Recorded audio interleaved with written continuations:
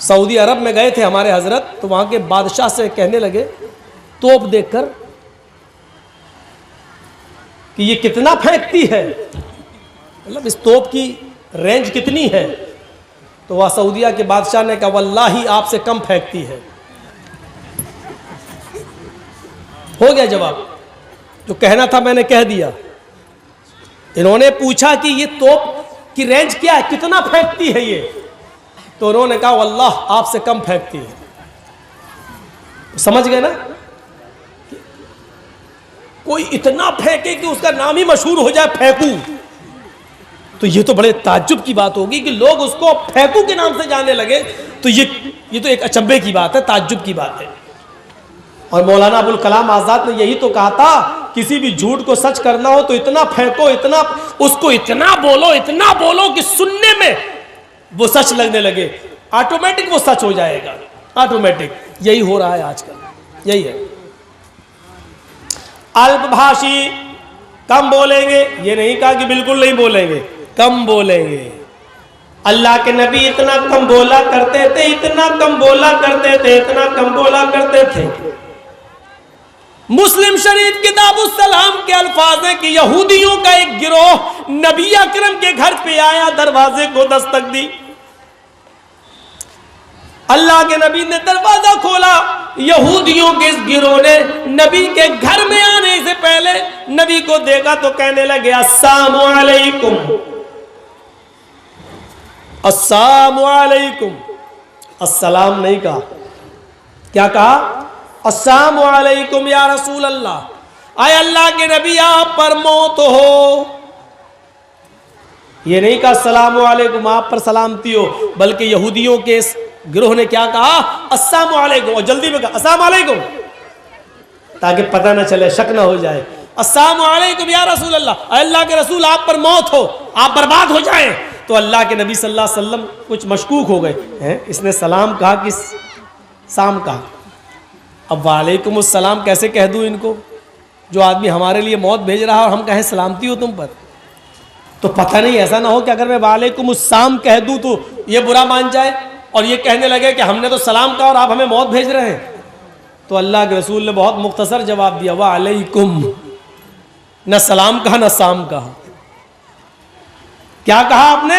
वालेकुम, जो तुमने मुझ पर भेजा हो तुम पर हो गया काम, बात ही खत्म होगी। इतना कम बोलते थे अल्लाह के रसूल, और इसी तालीम का नतीजा था कि अल्लाह के रसूल ने यह फरमाया था कि अपने ऊपर इस जबान को रोको। अल्लाह की कसम, इस जबान की वजह से बहुत से लोग जहन्नम में चले जाते हैं और बहुत से लोग जन्नत के मुस्तहिक हो जाते हैं। और इसी जबान की वजह से अल्लाह के नबी ने फरमाया इन्नी उरीदु कुन्ना अक्सर अहलिन नार, आए औरतों की जमात तसद्दक़ना या माशरन निसा, आए औरतों तुम ज्यादा से ज्यादा सदका करो, आए औरतों तुम ज्यादा से ज्यादा खैरात करो, क्योंकि मैंने तुम्हें जहन्नम के अंदर सबसे ज्यादा जलते हुए देखा। कुल्ला व बिमा या रसूल अल्लाह, सहाबियात सवाल कर रहे हैं अल्लाह के रसूल, हम जहन्नम में सबसे ज्यादा औरतें होंगी? हाँ, क्यों? वजह तो बता दीजिए ताकि वो चीज हम यहां से खत्म करें। तो अल्लाह के रसूल ने फरमाया तुकसिरनल लान व तकफुरनल आशीर, तुम्हारी जहन्नम में जाने की दो वजह ज्यादा हैं। क्या क्या? तुकसिरनल लान, तुम लान तान ज्यादा करती हो, बदतमीजी ज्यादा करती हो, जबान से उल्टे सीधे जुमले ज्यादा बोलती हो। दो चार औरतें यहां बैठी हों, आप क्या समझते हैं जलसे में सब खामोश बैठी होंगी? मुआयना करके देखिए, मेरी तकरीर समझ में नहीं आ रही होगी, कहेंगी तो बंगला मौलवी थोड़ी, ये तो उर्दू वाला है। तेरी चप्पल कितने की? अच्छा ये कहाँ से लाई, कौन सी दुकान से लाई? ये सूट कितने का, ये साड़ी कितने की? आज तो उनकी ईद हो गई, जलसा होता है तो ईद का दिन होता है औरतों के लिए। चार औरतें कहीं बैठ जाएं वो चुप नहीं रह सकती, इतनी सारी कैसे चुप रहेंगी?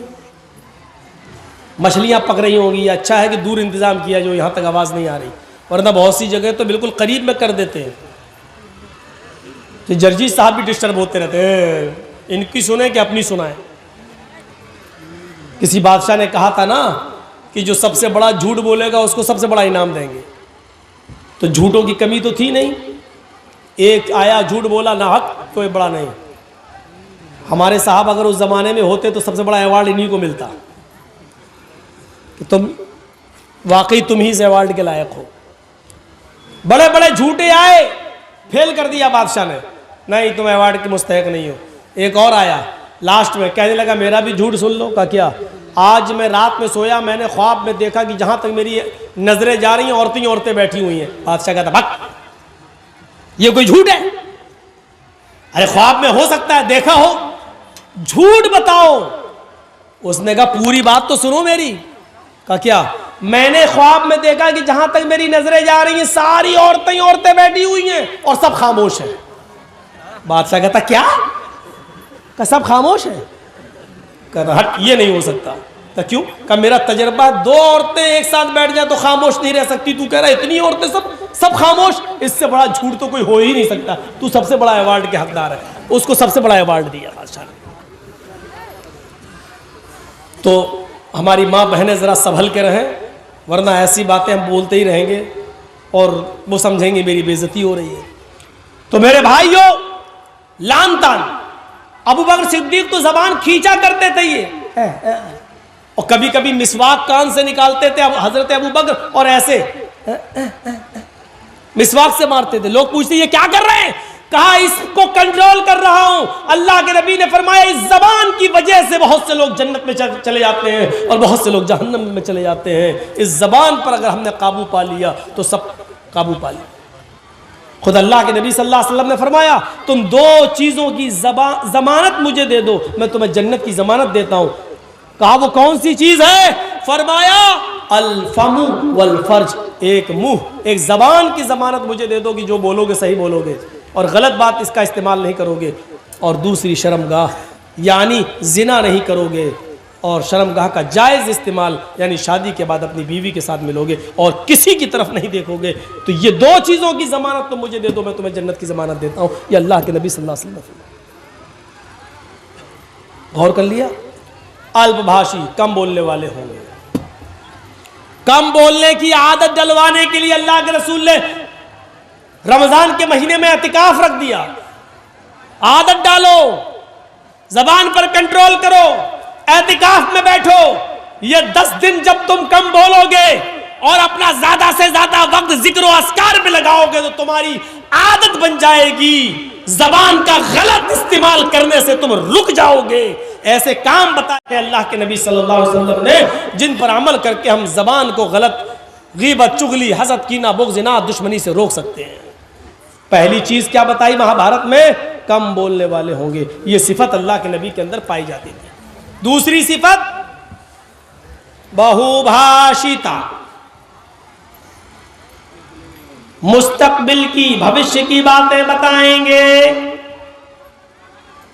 मुस्तकबिल की बातें, भविष्य की बातें बताएंगे। इसका यह मतलब नहीं कि वो आलिमुल गैब होंगे। अल्लाह ताला जो नबी अकरम को बताएगा, जिब्राइल जो बताकर जाएंगे, वो अल्लाह के नबी लोगों को बताएंगे। मा यंतिकु अनिल हवा, मेरे नबी अपनी जबान से, अपनी मर्जी से कुछ नहीं बोलते। इन हुवा इल्ला वह्यु यूहा, वो जो कुछ भी बोलते हैं अल्लाह की तरफ से वही के आ जाने के बाद बोलते हैं। मुस्तकबिल की, फ्यूचर की बातें अल्लाह के नबी ने बताई। ऐसा होगा, कयामत से पहले ऐसे होगा। जिन मकानों में तुम रहते हो उनकी दीवारों से गाने की आवाजें आएंगी, आ रही हैं। शराब हद से ज्यादा बढ़ जाएगी, बोलने की जरूरत ही नहीं है। इंडिया का सर्वे है, हर 5 में से 1 आदमी शराबी है। 1 आदमी शराबी है। इस एतबार से अगर 1 करोड़ की संख्या मान ली जाए हिंदुस्तान की, तो उसमें 20 लाख शराबी। एक मिसाल दे रहा हूं, 1 करोड़ नहीं है, 100 करोड़ है। अगर 1 करोड़ की तादाद मान ली जाए हिंदुस्तान की, तो उसमें 20 लाख शराबी है। 100 करोड़ की तादाद मान ली जाए हिंदुस्तान की, तो उसमें 20 करोड़ शराबी है। और 20 करोड़ शराबी में 10 करोड़ सिर्फ मुसलमान ही मुसलमान है। और बकिया 10 करोड़ के अंदर हिंदू, सिख, जैनी, क्रिश्चियन, यहूदी, बुद्धिस्ट, जैनी, ये सारी कौमें मिलाओ तो 10 करोड़। आधे सिर्फ मुसलमान हैं और आधे में सारी कौमें शामिल है। ये इंडिया का सर्वे कह रहा है, जिस मजहब के गाइड ने, रहबर ने, रहनुमा ने, मोहम्मद रसूलुल्लाह सल्लल्लाहु अलैहि वसल्लम ने जिस शराब को जितना ज्यादा हराम करार दिया है, आज उसी कौम के उसी नबी के मानने वाले आज उसके दिलदादा बने बैठे हैं। आज उसको पानी की तरह, पेप्सी और थम्सअप की तरह पी रहे हैं और फख्र कर रहे हैं। शराब नोशी इनके अंदर हद से ज्यादा बढ़ चुकी है। शराब पीकर घर में आते हैं तो अपनी माँ को माँ नहीं, बहन को बहन नहीं और बेटी को बेटी नहीं समझ रहे हैं। माशाअल्लाह, ये 5,000 रुपये, हाँ 5,000 रुपये हबीबुर रहमान साहब ने दिए हैं। अल्लाह ताला इनको जज़ाए खैर अता फरमाए। तो मेरे भाइयों सुनिए, ये अंदाजा लगा सकते हैं आप, आज ये शराब नोशी हमारे मुस्लिम मुआशरे के लिए वबाले जान बनी हुई है। बहुभाषिता, वो मुस्तकबिल की बातें बताएंगे। वह सूरत जिना, जिना की कसरत होगी, हो ही गई है। जिना के असबाब इतने पैदा हो चुके हैं कि जिसके ऊपर हम जितना भी मातम करें कम है। 10-10 और 12-12 साल की लड़कियां मोबाइल इस्तेमाल कर रही हैं। अब तो ऑनलाइन पढ़ाई के नाम पर बड़ी आसानी से उनके माँ बाप भी दे देते हैं। मोबाइल का इस्तेमाल वो इस 1 साल के लॉकडाउन में इतना सीख गई हैं, इतना सीख गई हैं कि उनको जो जियो की तरफ से और एयरटेल की तरफ से मिलने वाली 1 GB 1.5 GB उनको पूरे दिन इस्तेमाल करना है। फिर रात की तारीकी और अंधेरे में माँ बाप जब सो जाते हैं, तब आपकी बेटी पढ़ने के बहाने अलग रूम में जाती है और फिर वो क्या क्या देखा जा रहा है वो सब बताने की जरूरत नहीं है। आज सूरत हाल ये हो चुकी है कि महाराष्ट्र के नागपुर के अंदर बाकायदा ये मीटिंगें हो चुकी हैं कि किस तरीके से मुसलमानों की लड़कियों को अपने घर की बहू बनाया जाए।